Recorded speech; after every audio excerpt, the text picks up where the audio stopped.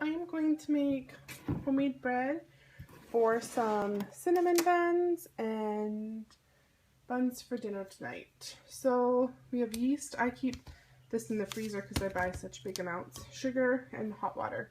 And hot, it's about 120 degrees, and there's 2 cups. And I'm going to add about 1 tablespoon of sugar and 1 tablespoon of yeast.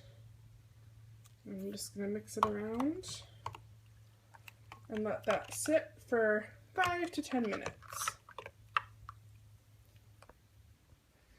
So in my KitchenAid, I added 3 cups of flour while I'm waiting for the yeast to activate with the warm water and sugar. And then I added a 1/4 cup of butter. Now you can use oil as well, but I haven't used butter for a while and it was right on the counter, so that is what I'm going to use. So there's 3 cups of flour, about a 1/4 cup of butter, 2 cups of water, a tablespoon of sugar, and a tablespoon of yeast so far. Now I have a teaspoon of salt, kind of an estimated teaspoon. My grandma always says salt's the most important part of bread. Now I know that there's different ways of when to add the salt. I do not mix it with the yeast until it's activated because I have heard that it can kill it and I've never had good luck with it. So I'm going to add that to this as well. So there's another ingredient, which is a teaspoon of salt. And our yeast mixture is getting kind of foamy. You can kind of see that's a good thing. I'm going to give it a couple more minutes and then we're going to pour it in. I'm going to pour the water, yeast, and sugar mixture into the bowl. It's all out. And then I'm going to attach my bread hook.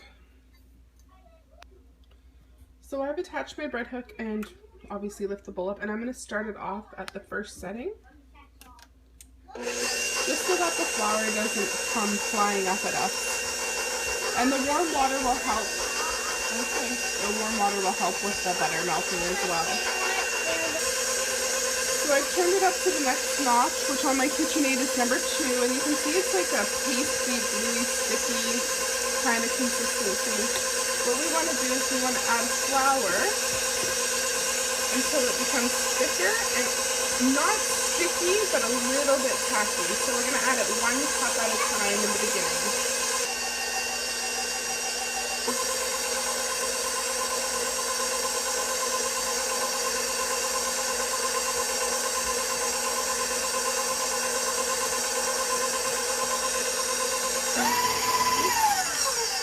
I clicked it 1 notch too many and it got my shirt. Okay.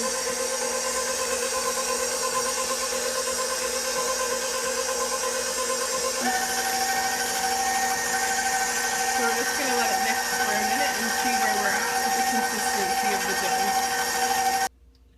So you can see here, it's still sticky. So far we have 4 cups of flour, I believe.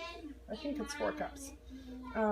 So we're going to add another one. And I'm actually going to add 2 this time because I know we're going to need it. So I added a tablespoon of flour again.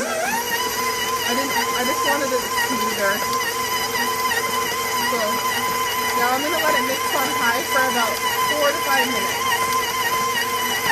So this is kind of the consistency you want. You can kind of see, let's see, it's a little sticky, but it doesn't leave anything on your fingers. Okay, I'll get you a snack in 1 sec, okay, sweetie? So, and when the dough is pulled all the way around from the bowl's sides, that's when it's ready to rise.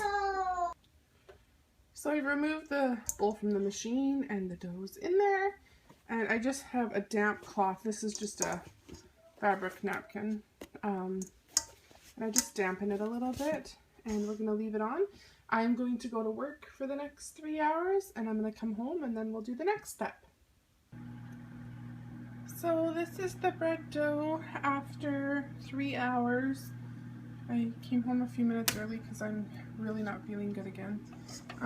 It's about 2.5 times the size. I know it's kind of hard to tell, it's just a little airy. So this is what it will look like.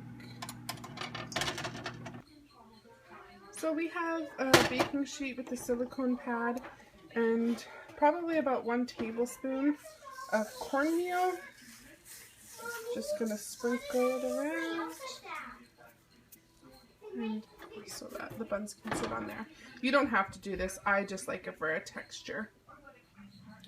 So we have our bread dough and I have a knife and I'm just gonna cut it off in sections. Now depending on what size bun you want, I would say if you were to put this in a cup, it would be about a 1/4 cup of dough packed down, maybe a little bit more. And what I do is I just kind of make it flat, hold it, and I wrap my hand around like this. So I'm going to get like this nice round ball. Now the bottom doesn't always look the best, but, and then you put it on the sheet. So we're going to continue this. And it's really important that you try and keep them even. You can weigh them out, I just don't. I've done it enough now. Let's see how I'm holding it and wrapping underneath. Because they'll cook uneven if you don't do them fairly equal in size. So you can just pull, wrap, pull, wrap. Some people pinch the bottoms off. I don't. Pull and wrap. So this one I can tell just by feel it's too small, so I need to add a little bit more. And start again. So there's that. I'm doing this on the stove because it's the best place where my camera can crop up, so.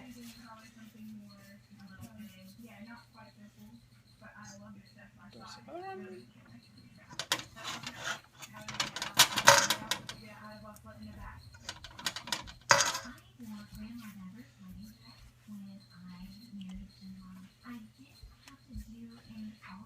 Kind of pull underneath.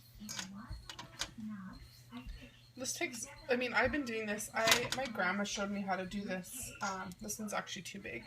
Showed me how to do this probably when I was like 6 or 7, maybe even earlier. And I remember making bread with her when I was just young. And so, anyways, we have I got 6 done, so there's the kids and Everett and I, and I'm going to take the rest of this dough and I will make it with the bread, and I'm going to show you how to do that now. So I have sprayed the pan and I put some cornmeal in there. I put it up the sides, like I said before, it's also a texture thing. And I have the remainder of the dough, and what I do is I just kind of get it into like a rectangle shape, kind of ovally rectangle, skinny oval, and I just pull it underneath and I just kind of tuck it, so you can kind of push and see how it looks on the bottom. So the bottom will even out, so you just want to make sure that it's not thicker on one end than the other, or else you're going to run into the same problem when you bake it. So I'm going to push it in the pan after I roll it out, and just, I like to try and spread it as best I can. And that's what it looks like. So they're going to go into, I'm going to put them into a warm oven to let them rise for about an hour, hour and a half. So this is what the buns look like once they've risen, and this is what the bread looks like once it's risen. So these are the buns all done. You can see I normally put butter on them, but Adeline's sick, so they're a little bit more golden.